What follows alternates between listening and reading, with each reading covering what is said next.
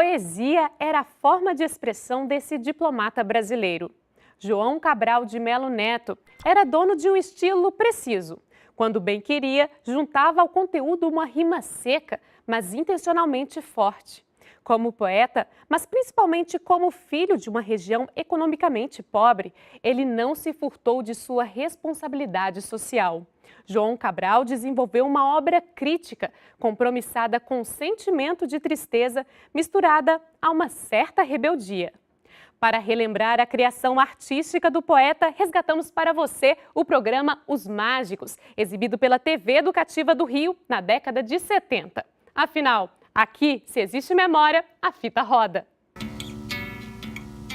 Recife é o chão da infância e juventude deste homem que, adulto, tem vivido permanentemente fora do Brasil em função de sua atividade como diplomata.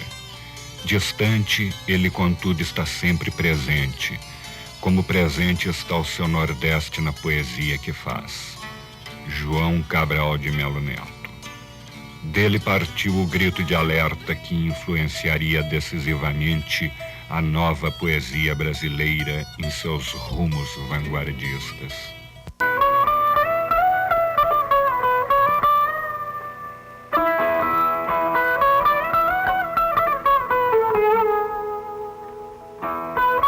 Sempre pensar em ir caminho do mar. Para os bichos e rios, nascer já é caminhar. Eu não sei o que os rios têm de homem do mar. Sei que se sente o mesmo e exigente chamar. Eu já nasci descendo a serra que se diz do Jacarará, entre caraibeiras de que só sei por ouvir contar. Pois também, como gente, não consigo me lembrar dessas primeiras léguas de meu caminhar. Desde tudo que lembro-me bem de que baixava entre terras de sede que das margens me vigiavam. Rio Menino, eu temia aquela grande sede de palha, grande sede sem fundo que águas meninas cobiçava. Por isso é que ao descer, caminho de pedras eu buscava, que não leito de areia com suas bocas multiplicadas. Leito de pedra abaixo, Rio Menino, eu saltava.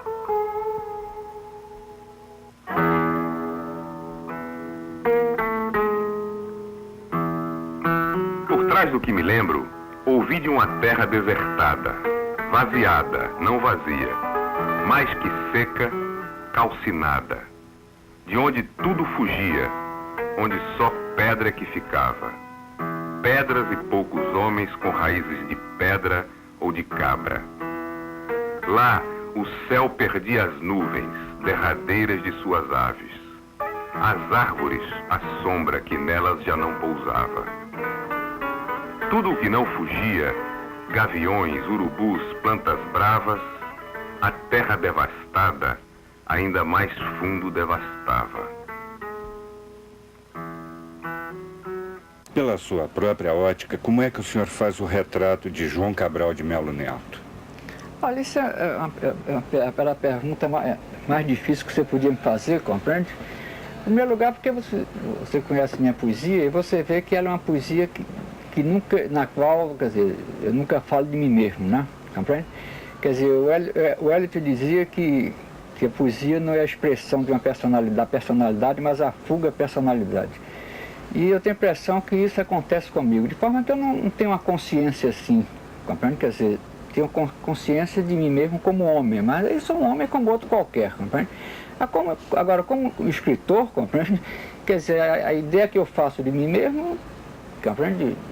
Está nos meus poemas, compreende? Quer dizer, que talvez a pessoa somando tudo o que eu digo a respeito de coisas e de situações e de outras coisas, compreende? A pessoa possa ter uma ideia de mim, compreende?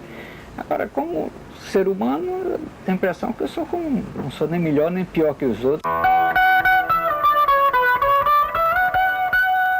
Deixando voo as terras de minha primeira infância, deixando para trás os nomes que vão mudando.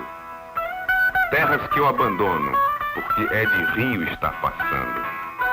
Vou com passo de rio, que é de barco navegando. deixando para trás as fazendas que vão ficando. Vendo-as enquanto vou, parece que estão desfilando. Vou andando lado a lado de gente que vai retirando. Vou levando comigo os rios que vou encontrando. A gente não é muita que vive por esta ribeira. Vê-se alguma caieira tocando fogo ainda mais na terra. As vilas não são muitas e quase todas estão decadentes. Constam de poucas casas e de uma pequena igreja, como no itinerário já as descrevia Frei Caneca. Nenhuma tem escola. Muito poucas possuem feira. O senhor seria capaz de explicar o processo de gestação e nascimento do poeta João Cabral de Melo Neto? Bom, isso é uma coisa muito engraçada, compreende? Porque eu quando era adolescente, comecei a me interessar por literatura, compreende? Eu não comecei me interessando por poesia. Eu comecei me interessando, sobretudo, pela crítica, né? Eu sempre me considerei... o meu ideal sempre teria sido ser crítico, compreende? Mas acontece que eu com 17, 18 anos, eu sabia que eu não ia ter cultura para me dedicar à crítica literária. De forma que então descobri a poesia e comecei fazendo poesia e até, vamos dizer assim, até que chegasse um dia em que minha cultura permitisse fazer crítica literária, compreende?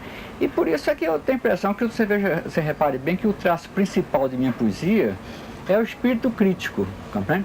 Eu me considero, compreende? Quer dizer, um crítico que faz poesia, compreende?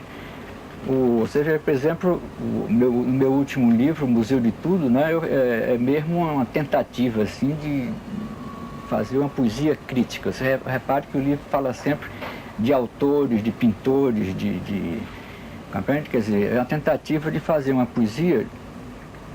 Mas é essa coisa que o autor chamava poesia crítica, né? E os seus poemas como nascem? Mas isso é muito difícil dizer, porque cada um nasce de uma maneira, né? Compreende? Quer dizer, muitas vezes um nasce de um ato de vontade, outra vez é uma ideia que ocorre, compreende? Quer dizer, mas em todo caso eu não tenho nada do poeta inspirado assim, compreende? Que de repente tem um estalo, dá um estalo nele, ele senta e faz o poema e o poema sai pronto, compreende? Um poema meu é um negócio que muitas vezes leva anos para ser feito, compreende? Que muitas vezes eu anoto uma ideia, um tema, compreende? Uma imagem, compreende? E aquilo fica fermentando, vamos dizer, durante muito tempo, compreende? Até que um dia eu retomo e avanço um pouco mais e esqueço e depois volto a retomar, até que um dia eu termino, compreende? O nome é Severino, não tem outro de pia. Como há muitos severinos que é santo de Romaria, deram então de me chamar Severino de Maria. Como há muitos severinos com mães chamadas Maria, fiquei sendo da Maria do finado Zacarias. Mas isso ainda diz pouco. Há muitos na freguesia por causa de um coronel que se chamou Zacarias, que foi o mais antigo senhor dessa Sesmaria. Como então dizer quem fala, ora, vossas senhorias? Vejamos, é o Severino da Maria, do Zacarias, lá da Serra da Costela, limites da Paraíba. Mas isso ainda diz pouco, se ao menos mais 5 havia, com o nome de Severino, filho de tantas Marias, mulheres de outros tantos já finados de Zacarias, vivendo na mesma ramagra e ossuda em que eu vivia. Autor de A Educação pela Pedra, O Cão Sem Pluma, Dois Parlamentos, Uma Faca Só Lâmina, entre outros livros, Morte e Vida Severina é sua obra mais conhecida. Levada aos mais diversos palcos do Brasil e do exterior, Morte e Vida Severina ganhou recentemente a dimensão cinematográfica sob a direção de Zelito Viana. Somos muitos severinos, iguais em tudo na vida, na mesma cabeça grande que a custo se equilibra, no mesmo ventre crescido sobre as mesmas pernas finas. E iguais também, porque o sangue que usamos tem pouca tinta. E se somos severinos, iguais em tudo na vida, morremos de morte igual, mesma morte severina, que é a morte de que se morre. De velhice antes dos 30. De emboscada antes dos 20. de fome um pouco por dia. Morte e Vida Severina é sem dúvida a sua obra mais conhecida do grande público. Entretanto, ela é a sua preferida? Não. Eu acho que estas coisas, não é, compreende? Eu tenho a impressão que a literatura vive muito na base do mal-entendido, né? Compreende? Realmente foi a obra mais conhecida, porque é a obra mais fácil de ser entendida, e como também porque, como foi muito levada no teatro, compreende? É que chegou mais facilmente ao público, compreende?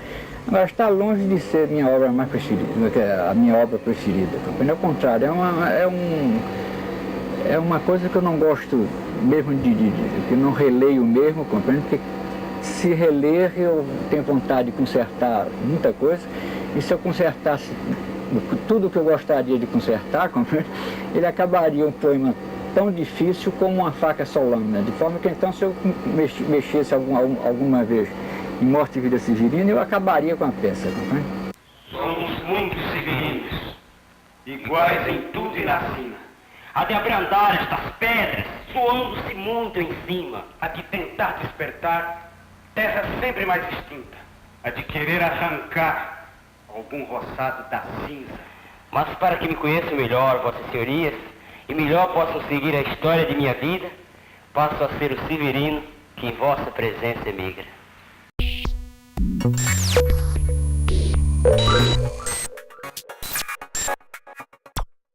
A poesia era a forma de expressão desse diplomata brasileiro. João Cabral de Melo Neto era dono de um estilo preciso. Quando bem queria, juntava ao conteúdo uma rima seca, mas intencionalmente forte. Como poeta, mas principalmente como filho de uma região economicamente pobre, ele não se furtou de sua responsabilidade social. João Cabral desenvolveu uma obra crítica, compromissada com o sentimento de tristeza misturada a uma certa rebeldia. Você está revendo o programa Os Mágicos, exibido pela TV Educativa nos anos 70. Aqui, se existe memória, a fita roda. Quais as consequências em sua obra literária no fato do senhor viver sempre fora do Brasil em diferentes países? Isso é uma das coisas mais engraçadas, compreende? Quer dizer, é saber se um diplomata ganha, quer dizer, se a poesia de um diplomata ganha ou não com o fato dele viver fora do Brasil. Eu tenho a impressão que é uma pergunta dupla, compreende? Quer dizer, por outra, a resposta tem que ser dupla. Em primeiro lugar, o diplomata ganha porque ele vivendo fora do Brasil, ele tem uma experiência cultural mais variada, compreende? Conhece outras culturas, compreende? De forma que isso o livra muito do provincianismo. E mesmo quando ele volta a falar de sua própria região, de sua própria província, como é meu caso, compreende? Eu tenho a impressão que eu nunca corri o perigo de falar provincianamente de Pernambuco. Compreende? Agora, por outro lado, de ser diplomata para escrever poesia, a pessoa tem uma grande desvantagem, porque você vive num país estrangeiro e poesia se faz com palavras, compreende? E você, o diplomata, é um cidadão que vive permanentemente falando uma língua que não é sua. E você só pode escrever realmente na sua língua, né? Quer dizer, na língua que marcou, que você falou na infância, na língua que, compreende? Quer dizer,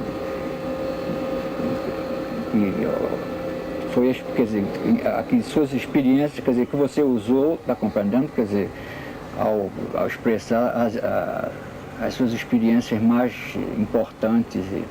De forma que o diplomata tem essa vantagem, tem uma vantagem por um lado e uma desvantagem por outra, compreende? Porque a pessoa, depois de viver muito tempo fora permanentemente fora de sua língua, compreende? Você acaba, não digo esquecendo, né? Também não chega a esse ponto, mas você perde muito das sutilezas, compreende? Você de fora, você não pode acompanhar a evolução da língua do seu país, compreende? E tudo isso para um escritor é uma coisa muito importante. Cada vez que eu volto ao Brasil e vejo os jovens escritores, sobretudo agora os jovens cronistas, é como eu vejo como o português do Brasil é uma língua que está evoluindo, compreende? E não é porque a gíria é uma coisa que muda com muita rapidez, compreende? E no meio dessa gíria que muda com tanta rapidez, tem muita coisa que se transforma em língua permanente. e outra parte que desaparece, compreende? E quem está lá fora não pode acompanhar, não pode acompanhar, nem pode viver essa evolução da linguagem, compreende? Que se faz todos os dias e para a qual cada pessoa contribui, compreende? O senhor falou das desvantagens, mas talvez como vantagem o fato de sua poesia estar impregnada daquelas paisagens que o senhor percorreu. Bom, isso compreende, é um acaso, compreende? Quer dizer, necessariamente o fato de ter vivido em países estrangeiros não me levaria a escrever sobre paisagens nem sobre coisas dos países estrangeiros. Compreende? Repare bem que eu vivi em diversos países, mas praticamente eu escrevi somente sobre a Espanha. Isso porque eu encontrei na Espanha, talvez, uma identidade, talvez porque eu tenha vivido mais tempo na Espanha, né? Eu estive na Espanha em 6 postos diferentes, quer dizer, 6 vezes diferentes, em 3 postos diferentes, num total de 13 anos. De forma que a Espanha me marcou muito mais do que a Inglaterra, a Suíça, a França, o Paraguai, compreende?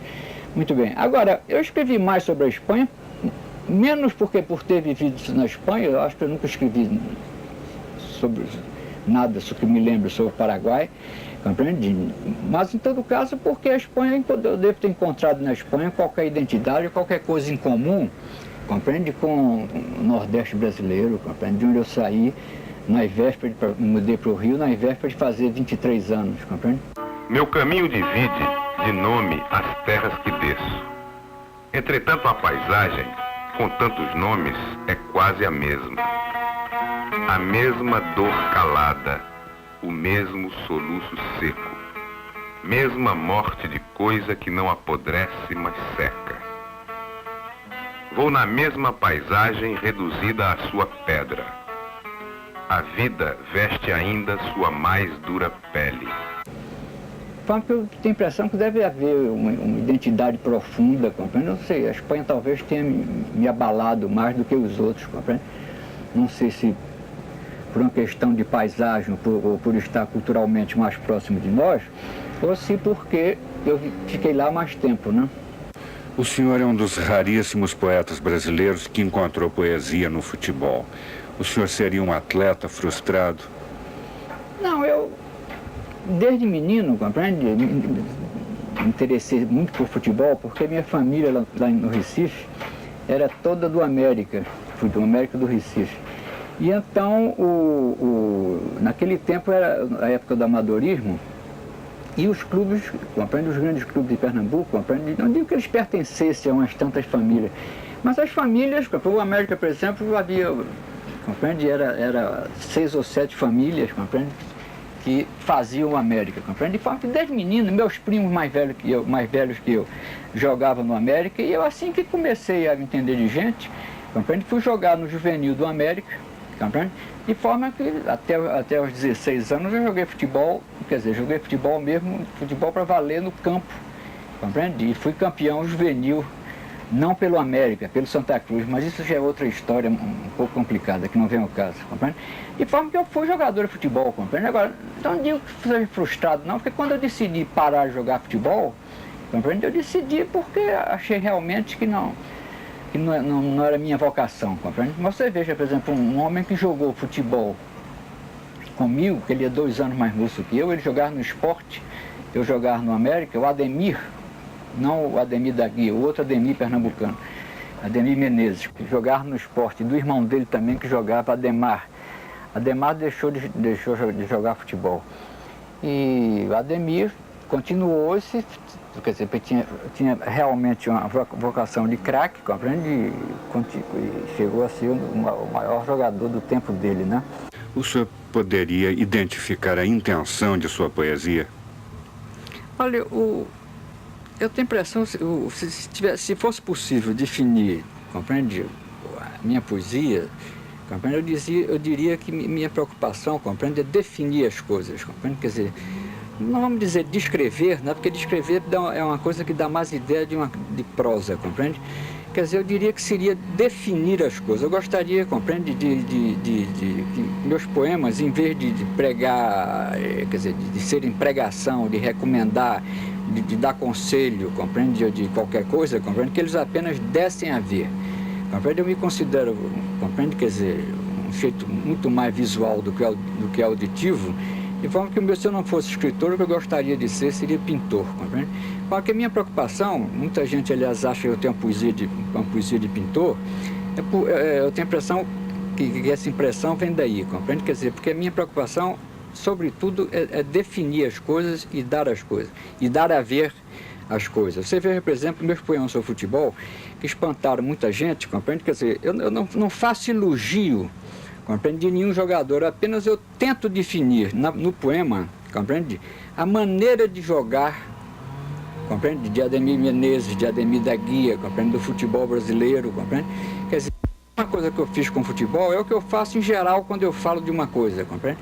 Quando eu falo de Sevilha, por exemplo, a minha preocupação é que as pessoas fiquem com uma ideia de Sevilha. Compreende? Está claro que essa ideia de Sevilha não é uma ideia que todo mundo terá igual, compreende? Que, no fundo, é a minha visão subjetiva de Sevilha. Mas a minha preocupação é ser o menos subjetivo possível e dar a ver as coisas, mostrar as coisas, compreende? Descrever as coisas, ou, como eu estava dizendo, descrever não é bem a palavra, eu prefiro dizer definir as coisas.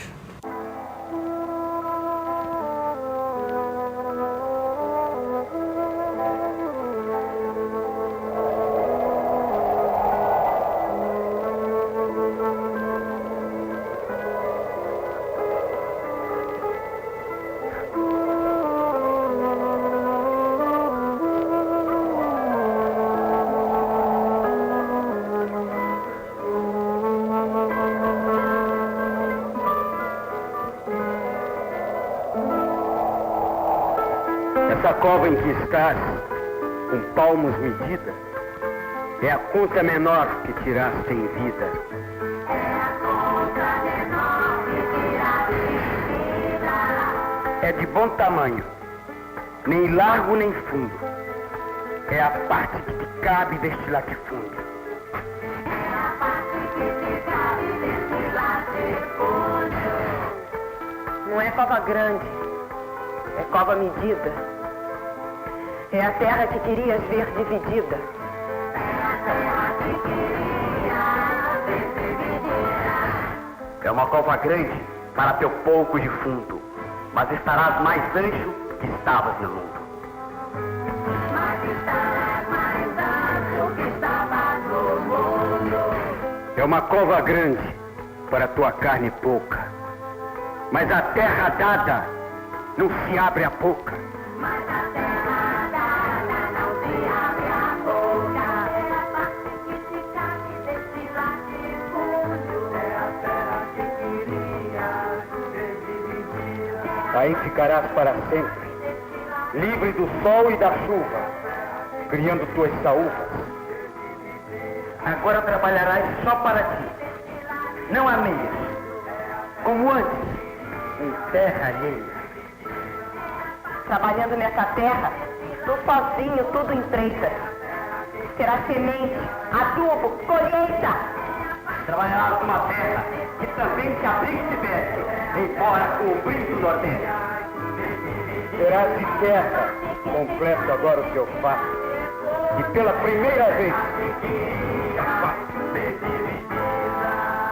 este chão te é bem conhecido. Bebeu teu suor vendido? Bebeu o moço antigo, bebeu tua força de marido. Não tens mais força contigo. Não levas semente na mão. Já não tens força na perna, já não tens força na mão. Despido vieste no caixão? Despido também se enterra o grão. Nunca esperei muita coisa. Digo a vossa senhoria, o que me fez retirar não foi a grande cobiça. O que eu apenas busquei foi defender minha vida da tal velhice que chega antes de se inteirar 30. O que eu pensei retirando foi estendê-la um pouco ainda. Mas eu não senti diferença entre o agreste e a caatinga. E entre a caatinga e a quiamata, a diferença é a mais mínima. Está apenas em que a terra é por aqui mais macia. Está apenas no pavio, ou melhor, na lamparina. Pois é igual ao querosene que em toda parte ilumina. E quer nesta terra gorda, quer na serra de caliça, a vida arde sempre com a mesma chama mortiça. Se o melhor é apressar o fim dessa ladainha, é chegar logo ao Recife. Derradeira Ave Maria do Rosário. Derradeira invocação da ladainha. Recife, onde o rio some e esta minha viagem se fina.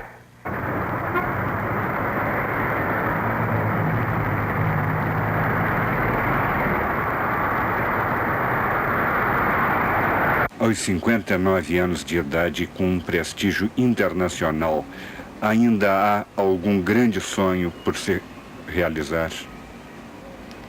Bom, eu nunca fui pessoa de ter grandes sonhos assim, não, nem grandes ambições, compreende? Porque eu acho que tem um pouco de tolice a gente fazer certos projetos, compreende? Porque depois pode realizar ou não, né? Muitas vezes as coisas melhores vêm sem a gente esperar ou sem nunca ter pensado obter, né? Compreende? De forma que eu não... Compreende? Quer dizer, não tenho assim nada que... Compreende? Que talvez poder continuar escrevendo, compreende? É tudo.